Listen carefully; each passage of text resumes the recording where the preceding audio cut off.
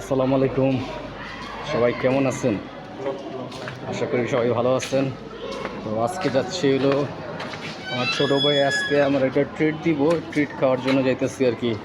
কি পকোড়া না জানি আছে, পকোড়া খাওয়াইতে নিতেছে, সেই জন্য আর কি ভাই ছোটো ভাইয়ের জন্য ঘুরতে যেতেছি।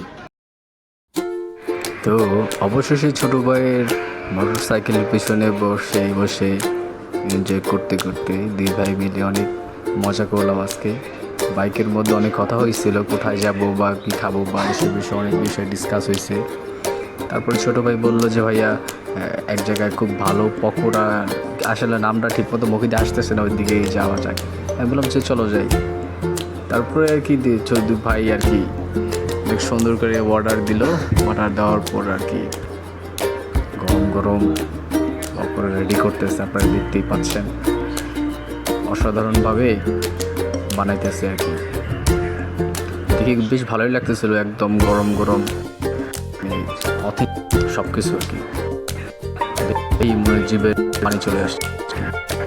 কালারটা অসাধারণ হয়েছে, সাথে এবার চাটনি, বিভিন্ন রকমের চাটনি, তারপর মুরগির গোশ দিয়ে খুব সুন্দরভাবে বানানো হয়েছিল। খুব এনজয় করছি। মানে জাস্ট একটা কথাই বলতে চাই যে আজকে মানে এই পকোড়াটা খুব মজা ছিল, অসাধারণ ছিল।